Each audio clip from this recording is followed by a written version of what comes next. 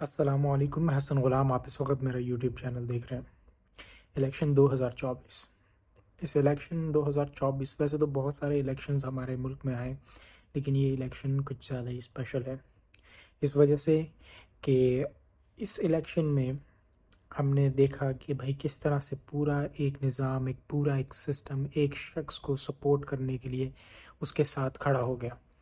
Even کہ اس کو public کی کوئی سپورٹ نہیں، پبلک اس بندے کو پسند نہیں کرتی، لیکن پھر بھی ہماری پورے سسٹم نے، ہماری پوری طاقتور حلقوں نے اس بندے کو سپورٹ کرنے میں اپنی جی جان لگا دی۔ اور اس بار بھی الیکشنز میں یہی ہوگا۔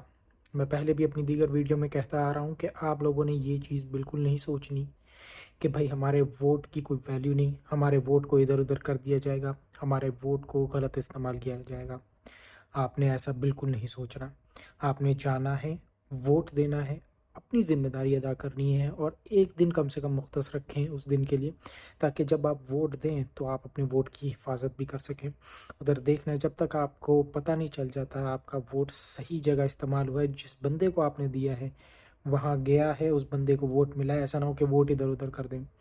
پہلی بات تو یہ کہ اس بار بہت بڑے اسکیل پہ دھاندلی کرنے کی یہ لوگ کوشش کر رہے ہیں، لیکن اگر آپ لوگ سارے ایک ساتھ کٹھے ہو گئے، جیسے کہ آپ کو مثال کے طور پہ پنجاب کا الیکشن میں بتا دوں، پنجاب کے الیکشن میں ان لوگوں نے کتنی دھاندلی کی، اور پھر بھی عمران خان صاحب تقریباً 16 سیٹیں جیتے تھے پنجاب سے۔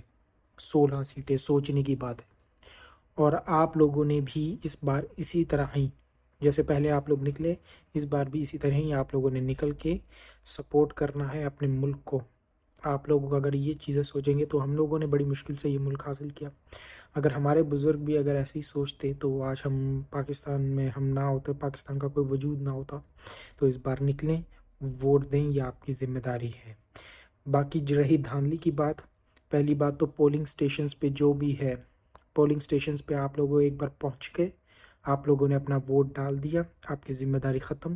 پھر اس کے بعد آپ نے وہاں پر رہنا ہے، کھڑے ہونا ہے، اپنے گھر نہیں جانا، تاکہ آپ اپنے ووٹ کی حفاظت کر سکیں اور دیکھیں کہ میرا ووٹ صحیح استعمال ہوا ہے کہ نہیں۔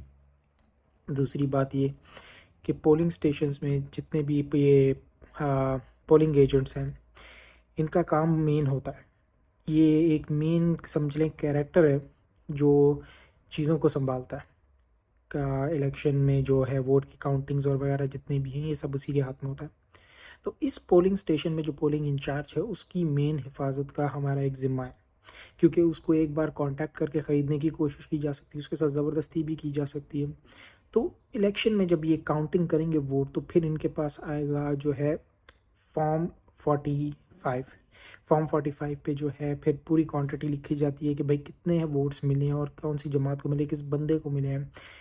جیسے کہ آپ کو پتہ ہے کہ بھائی الیکشن میں جب فارم جمع کروانے تھے، تو ہماری جو پیاری پولیس ہے یا یہ جتنے بھی طاقتور ہمارے رینجرز وغیرہ ہیں، ان لوگوں نے جو ہے وہ پیپرز چھین لیے تھے۔ تو کیا یہ فارم 45 نہیں چھین سکتے؟ اس لیے میں آپ کو کہہ رہا ہوں کہ آپ وہاں کھڑے رہیں، پبلک زیادہ ہوگی، پبلک سپورٹ ہوگی، تو یہ چیز ناممکن ہو جائے گی، ان کے لیے بہت مشکل ہو جائے گی، اتنے بڑے اسکیل پہ وہ لوگ نہیں کر پائیں گے۔ میری آج بھی اور پہلے بھی آپ لوگوں سے یہی درخواست تھی کہ آپ لوگوں نے 8 فروری کو نکلنا ہے، ووٹ دینا ہے، اور گھر نہیں جانا، صرف وہ ایک دن اپنا آپ نے وہاں ٹھہرنا ہے، تاکہ آپ اپنے ووٹ کی حفاظت کر سکیں۔ اور پولنگ ایجنٹس یہ ایک بہت امپورٹنٹ ہے، آپ نے وہیں کھڑے رہنا ہے۔ ان کے ساتھ بھی بہت کچھ ہو سکتا ہے، اگر وہاں پہ پولیس کھڑی ہوئی تو ان سے فارم 45 بھی چھینا جا سکتا ہے۔ اگر آپ وہاں پہ موجود ہوں گے تو یہ چیز کرنا ان کے لیے بہت مشکل ہو جائے گی۔ یہ فی الحال میسج میں نے آپ لوگوں کو دینا تھا۔ مجھے امید ہے کہ آپ لوگوں کو میری یہ بات سمجھ میں آئے گی۔ اب تک کے لیے اتنا ہی، انشاءاللہ ملتے ہیں اپنے نیکسٹ ویلاگ میں۔ تب تک کے لیے پاکستان زندہ باد، اللہ حافظ۔